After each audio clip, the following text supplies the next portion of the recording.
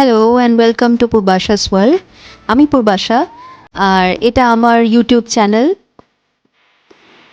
আমি ওয়েলস রাজ্যের কার্ডিফ শহরে থাকি। আর এখানে বিদেশে জীবনযাত্রা কেমন এটা নিয়ে সবারই একটা আগ্রহ থাকে, আমারও ছিল, সেই জন্যেই এই ইউটিউব চ্যানেলটা খোলা।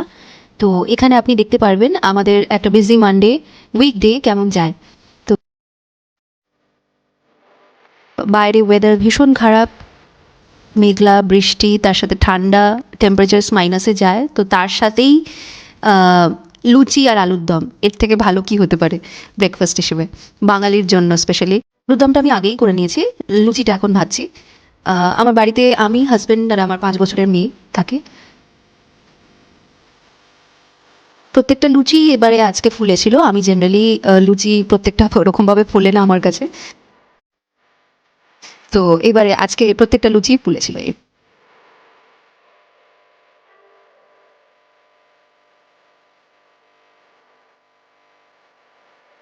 এটা আমাদের প্লেট ব্রেকফাস্টের পর আমার তো চা ছাড়া একদমই চলে না। চা না খেলে আমি কাজই করতে পারি না সারাদিন। সো এখানে আমি চা করছি।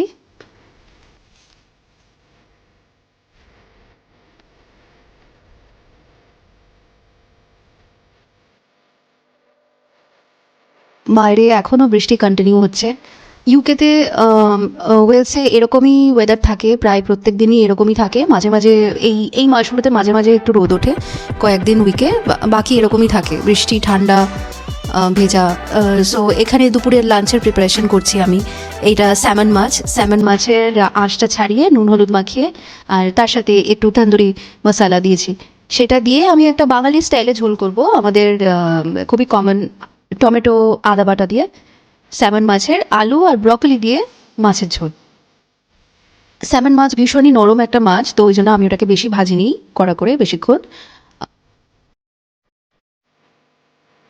এখানে আলু আর ব্রকলি ফ্রাই করে নিয়ে আদা আর টমেটোর পেস্টটাকে কষিয়ে নেব ভালো করে। শুকনো হয়ে গেলে তখন ওর মধ্যে ব্রকলি আর আলুটা দিয়ে মিক্স করে গরম জল দিয়ে দেবো।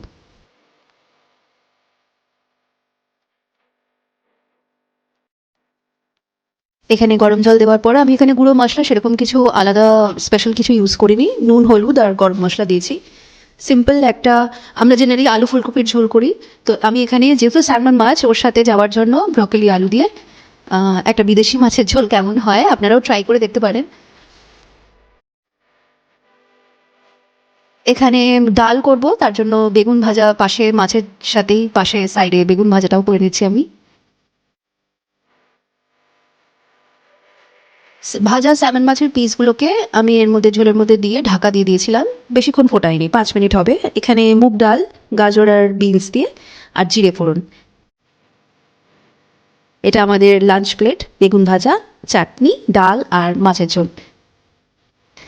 Thank you for watching the video.